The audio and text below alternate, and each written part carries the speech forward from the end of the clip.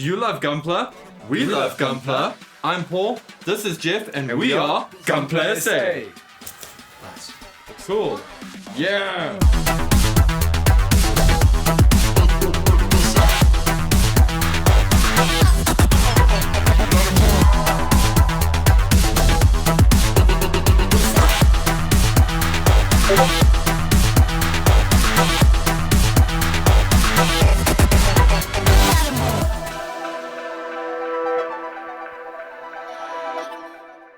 Hey guys, it's gonna be like super quick video. Wait, we didn't know there was a fun boxing today. There's a kind of a fun boxing. I just want to grab some of these for myself. Okay. Whoa. There we go. This? I'm good now. What's this? This is not dangerous at all. Yeah, Paul's got like a year worth of supply of paint. Gee, dude, I think with the way I use paint, I think I got like 20 years worth of paint here. Boom. Okay, I wanted to... Show us! Whoa! Whoa! How's it going, BuildForce? Look at that! We've got a whole full range of the Vallejo Mecha Color. Woo! Just take that in for just 2 seconds. So, let's get it close. Yeah.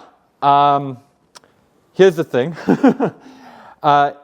Vallejo paints, they're amazing. I know that, like Jeff and I say that a lot, but here's the reason for that. We are very specific about the paints that we use. We are, like most hobbyists out there and most model kit builders, always excited when we see a new product, and we always want to test all of the different types of paints and all that kind of stuff, which we have. But the constants in our life have always been, Mr. Color, Tamiya, and Vallejo. Yeah. I'm not saying that other paints aren't good. It's just that these have always been cool for us. And one thing about like Vallejo that was always like a problem for me was their Vallejo Air, which is a good paint product, wasn't always that good for mecha modeling in the sense that... Like articulated joints that we get in Gunpla, for example. Yeah, they would chip, they would get like scratched, that kind of thing. So you had to almost like, you just had to be very specific about how you would prepare the parts and whatever's. So the Mecha Color stuff has like totally taken away a lot of that effort. The paint is actually very strong. Very durable. Yeah. In fact, I have to be careful because there's a technique I like to use where I use the airbrush cleaner to remove that paint. And if I use the Mecha Color specifically, I sometimes have to work a bit harder because their pigment is actually quite strong and they got quite a good bite. So anyway, we are just super excited that we finally got the full range. For me, this is a magical experience. I've personally, in my life, never seen the full range in front of me. It's tasty. And the thing that I love about this line, aside from all of the cool technical things that we've spoken about, the range of colors. I mean, one of the things I always find is difficult to find with model paint is always there's like the pink and purple spectrum of stuff. It's always hard to find. It's like these colors are more suited for sci-fi, which a lot of the other Vallejo paints, they're more for like World War II, modern aircraft, modern so it's a lot of desaturated colors. But here, no, it's not only it's good for sci-fi, it's actually good. It's formulated for Gundam. So like for example, your Easy Red, we've actually mentioned before when we brought in Mecha Color in first, is that like for example Easy Red is like Sazabi Red. Yes. So so that's something that we wanted to jump into. All of the colors here. So there's a lot of you guys out there who don't want to use, and I've said this before on the previous video when we've done Vallejo, but I want to say it again for those of you who are new and joining us. There's a lot of guys out there who are scared of using things like Mr. Color or the Tamiya because of the thinners. The lacquer-based the lacquer-based paint. Some people are allergic to lacquer-based paints, either from inhalation or just from skin contact. And also some of us just, we have a lot of pets in our home. We've got family members who might have like asthma or something. So you're scared of spraying all of this stuff. You don't want to go and commit and get yourself a huge spray booth and all that stuff. So this is where Vallejo comes in, because Vallejo is... These are water-based. They're water-based. They're also, if I say mostly non-toxic, they're as toxic as paint is, but when you breathe them in, or if you breathe in the fumes, it is not as noxious or as bad for you. Actually, it smells really nice. It's actually got it's got a good smell. In fact, these paints are very. Don't go smelling. Don't go like sniffing them and drinking the bottles or anything. So we're not endorsing that. But what I'm saying is it's a lot safer. You don't have to wear like a huge respiration mask. You can just wear like a normal, like a COVID mask actually. Okay. So I want to get into some of the colors here because. What makes this line special, aside from all of the stuff I'm telling you now, is that all these colors are based on the Gundam colors that Mr. Color does. Yeah. So these are the equivalents of that. So as Jeff pointed out earlier, SZ Red, which is Sasabi Red, is based on the Shah Red. I think it's Shah Red 2, which is based on the orange. Like the purple is like the Dom. It's Dom purple. And there's lots of like different blues, your Titan blues, your... Dark red is your wine red, for example. What's another great like famous Gundam color? We got, where's it now? Phantom Gray, okay? So for Phantom... joints and stuff. Which, yes, and also for the, what are they called? The Phantom Core. There's a... Anyway, this is a nice dark gray that you can use for like a lot of your dark gray suits. We'll use this. But then you've also got Gray Z, which is for the Sentinel Zeta 2. Oh, okay. So all that stuff that's the Gray Zeta, if you're wondering. Then of course you got some of the basics like the medium gray and all that kind of stuff, and light green and greens. And so you got the full Zaku spectrum. And exactly. All your Xeon fans, you've got your all the greens there. But besides just the colors, like there's also the fluorescent paints. Yes. There's also like metallic paints, like your gunmetal, golds, and the other stuff. There we go. So your metallic red, metallic blue, metallic green. There's also like weathering related stuff. Your what are they rust? called? What are they? The peripherals, the peripheral paints? Auxiliary or something like auxiliary, that. There we go, auxiliary stuff. Yeah. So you've got your rusts, you've got your washes, which you can use the washes as your panel lining. Yes. Yeah. So I actually used, like for example, my 30-minute missions, I purely used like Mecha Color range. So for panel lining, I used the black wash. And then there's some like earth-related stuff, oiled earth and all this other kind of weathering-related products as well. And then also your primers, also here. And you have your top coats. Yeah, your top coats and varnishes. Your medium. So you've got your like gloss, matte, and satin, which is like satin is your semi-gloss, and then also there's the thinners, the flow improvers, decal softener, and chipping medium. So, Cool. So, okay, so I feel like this is one of those moments where we just need to spend a little bit of time on two things. We've got some kits that are on the table. These were actually all painted with Vallejo, with the Vallejo colors. So I want to kind of show you guys which colors I used, for mine at least, and why I, like this, and then you get to see what they actually look like out of the bottle on the kit itself.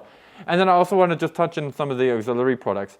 And I think you guys might appreciate hearing about the auxiliary stuff first. So Jeff pointed out we got all of the weathering stuff, like the light rust wash, the dark rust, the gray washes, the black wash, all that stuff. As Jeff mentioned, you can use the black wash and the light gray wash as a panel liner. It's actually very, very cool. It's very wet, if that makes sense.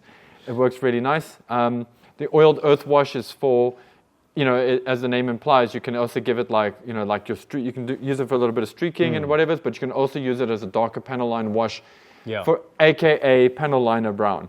Okay. Desert wash. This is actually the fun one.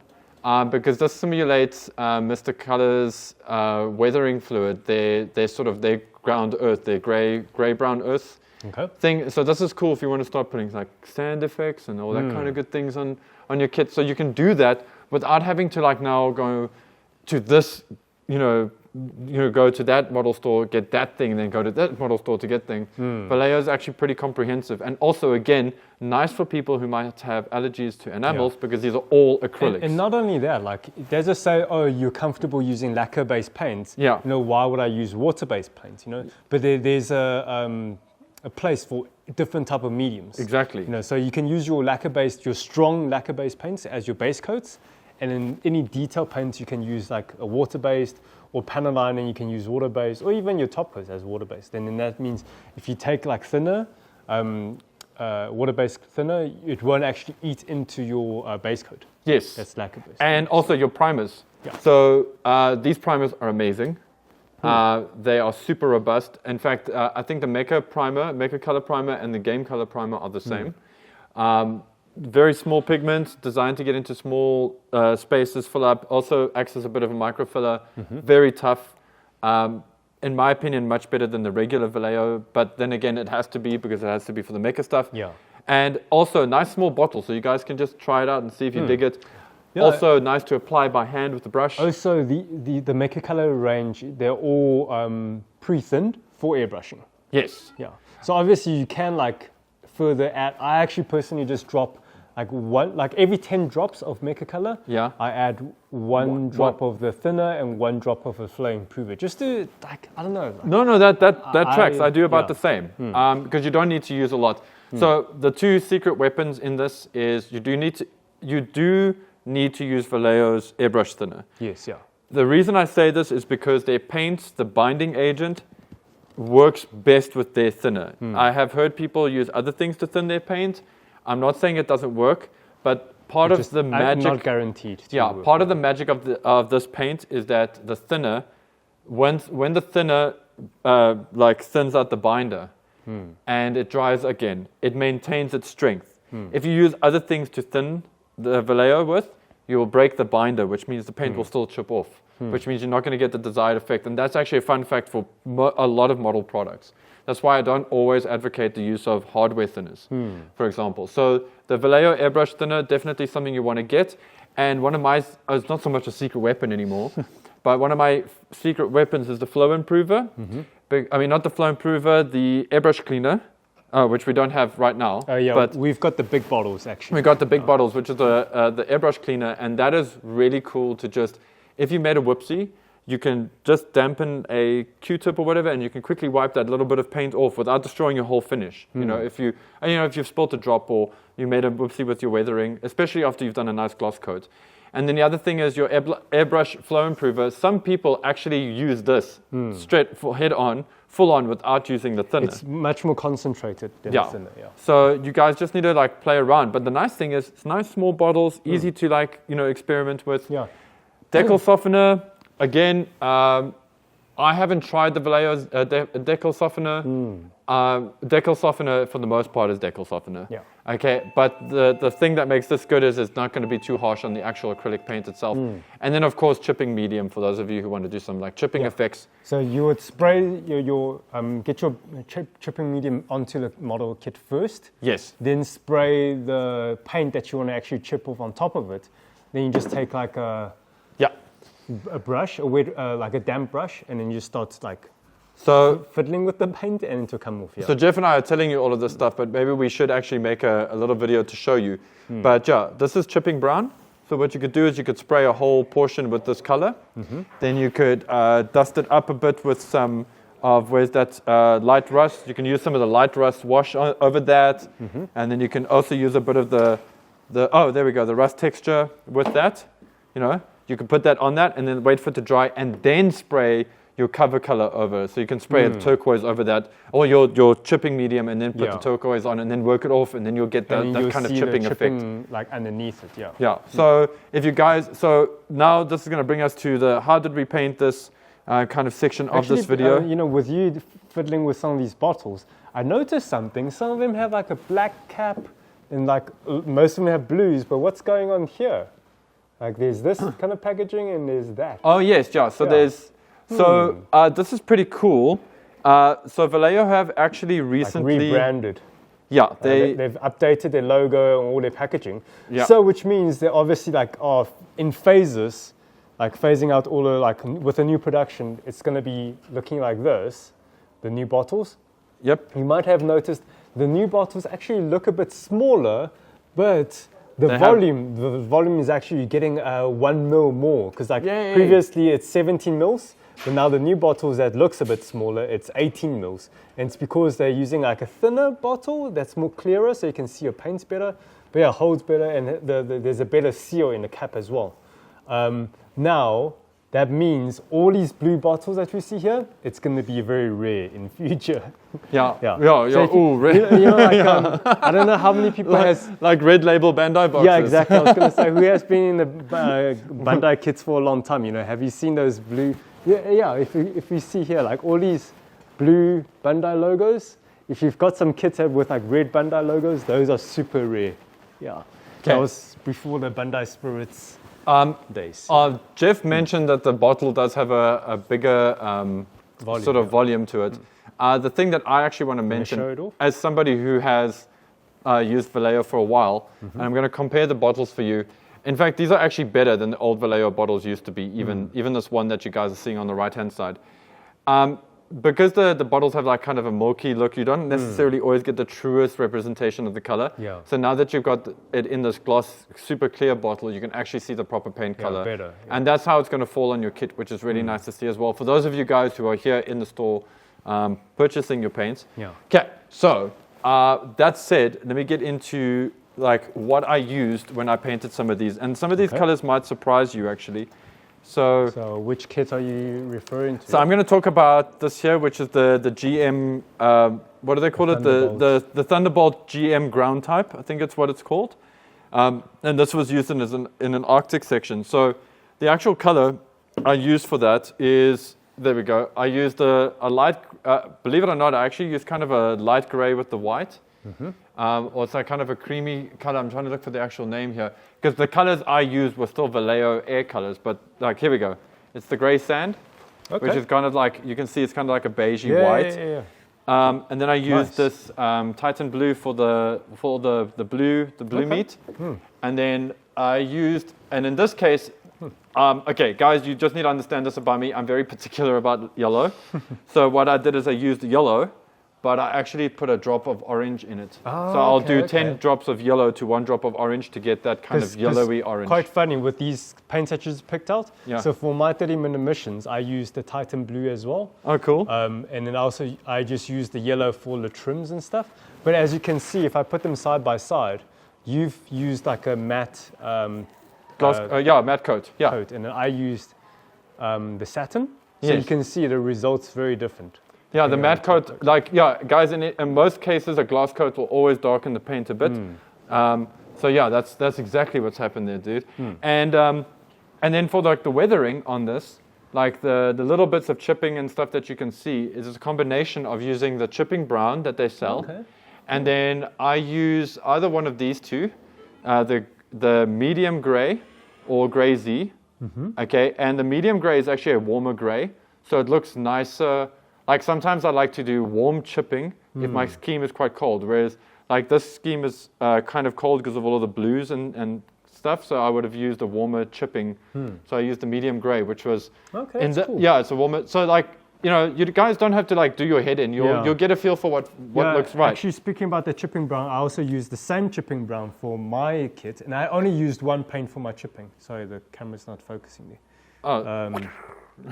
Yeah. So you can basically like do a lot with not too many paints, maybe 5-ish will get you quite far, Yeah, definitely. Like even on like my Shah Zaku over there, at the time they didn't have this nice Wasabi red, which I probably wouldn't have used anyway, but I used something like a dark red, like this dark red, and I used the light red, and I actually just added like a bit of that to that to get a feel, or a little bit of white. If you add white to this, it goes kind of magenta. If you add white to that, it ends up being this kind of salmon pink. And I think I even used a drop of brown. And not this, this brown is not quite shaken, but even used a drop of brown just to get like that kind of feel. So you don't have to use the colors straight out the bottle. You can if you want to. You can, and that is part of the appeal. A little bit, So that's and as you guys know, I love stuff being easy when I build. Like I don't really like to mix colors. Like it's fun to do, but when you've got like a huge backlog like the one that I've got, you don't want to sit and think about, I've got to mix this color and I've got to buy this paint and whatever. It's great when you can just shoot it out of the bottle. So for example, this dark red, I can shoot that straight on an Epion, on the RG Epion, which just makes me happy. I can get this purple and shoot it straight onto a DOM. And then what's even cooler, if I want to like modulate a bit, I can just add a little bit of like Titan blue, like a drop of Titan blue to this to make it darker if I want to create like shades and shading and stuff. So, I mean, Zeta, you want to build a Zeta Gundam? Okay, cool. You get yourself where I think they use the Zeta uses the like standard blue. You get yourself blue, and you get yourself the white gray, which is Gundam white, by the way. It's not like bright white. If you want that, you get ivory. This is actually what if you want to do some like Xenothol type stuff, or you want like a warm kind of white color. But those are like 2 of your colors already for the Zeta. You can grab this red, and that's it. And I suppose this yellow. There we go. That's everything you need to paint a Zeta Gundam. Which is great. That's what you want. And then it wouldn't kill you guys to get like a metallic green or a fluorescent green for some Gundam. For Gundam eyes. For your sensors and stuff. This fluorescent green, I was using it last night for it's so cool. The F90, the MG F90 that I'm building at the moment. I'm using it for panel lining. Oh, sweet.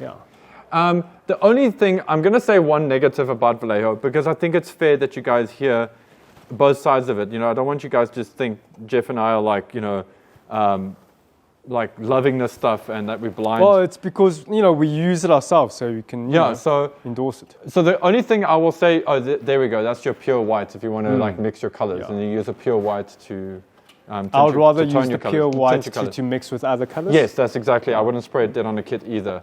Or it's great for like highlights that you're going to spray over. So, okay, so 2 things that I find about Vallejo that are very challenging.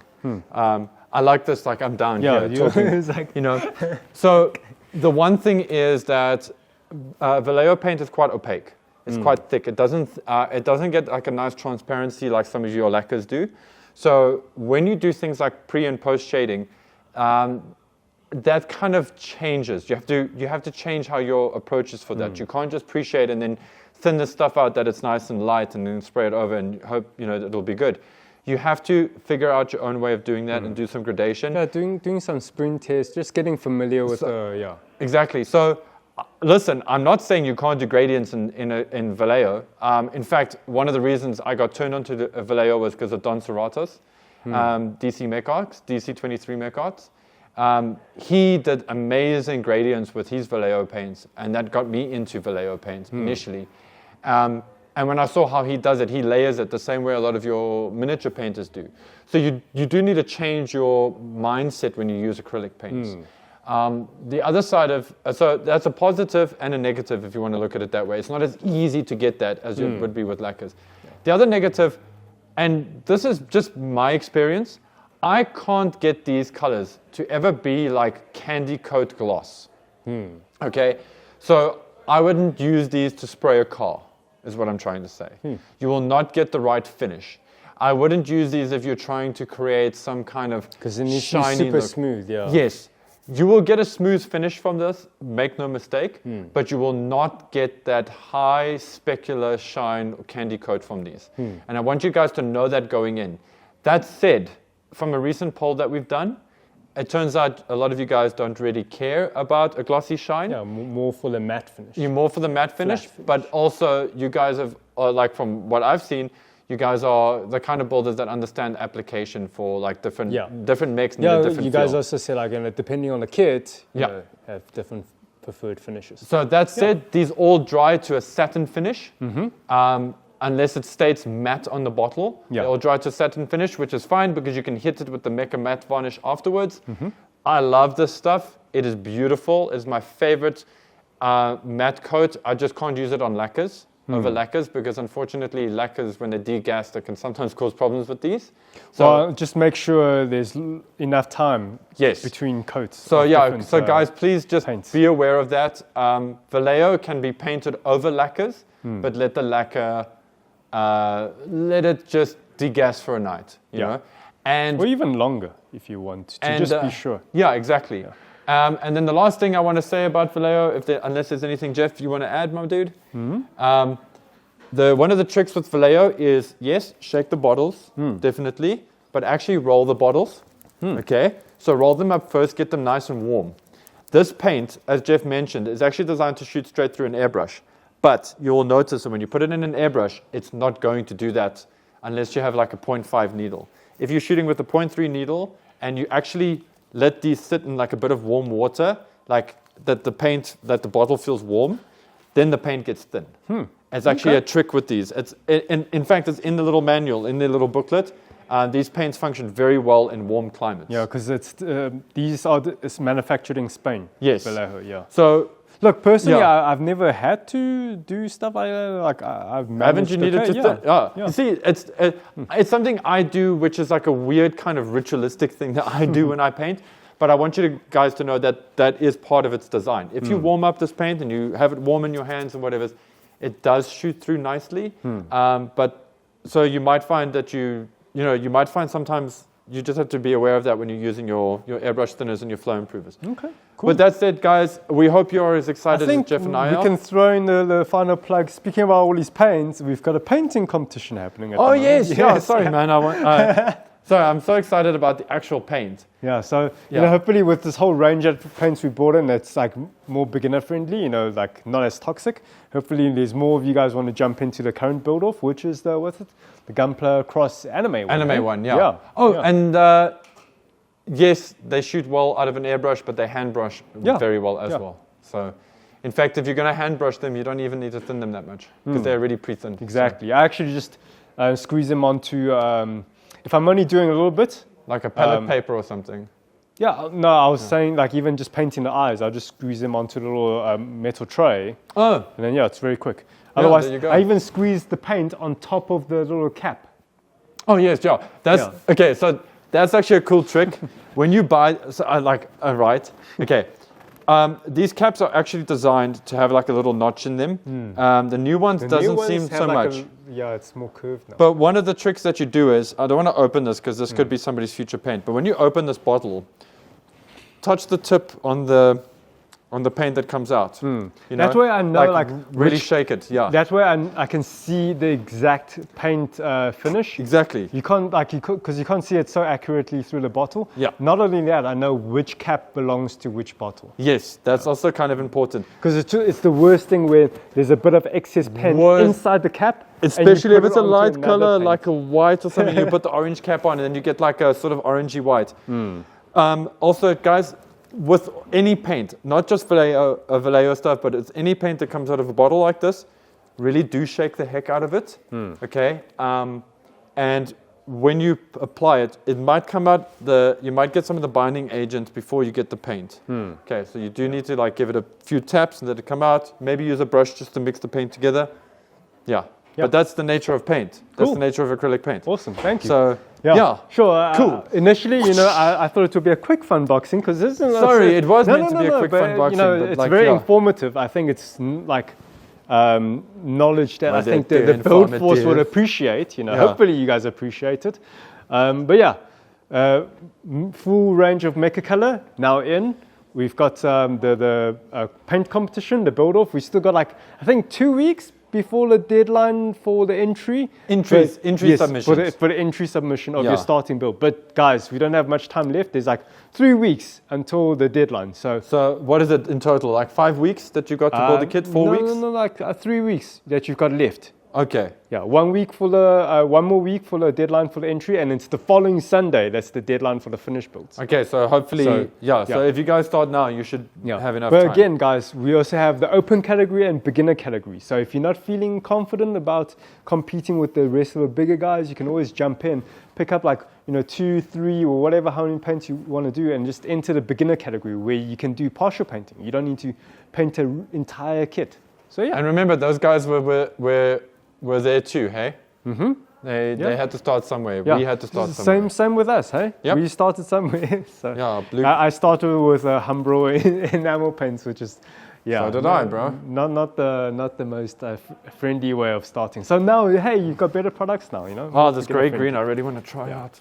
Cool. Anyway, is there anything else that you want to add in? Just that you guys are awesome. Yeah. You guys are awesome. Thank you so much, of course, for supporting Gunpla SA, and not just Gunpla SA, but for supporting the Gundam building community. If you guys have been buying kits from a local store, from a local online person like us, then thank you, because it all contributes to the growth locally of the whole industry here. And yeah, you're supporting local businesses, you're helping entrepreneurs.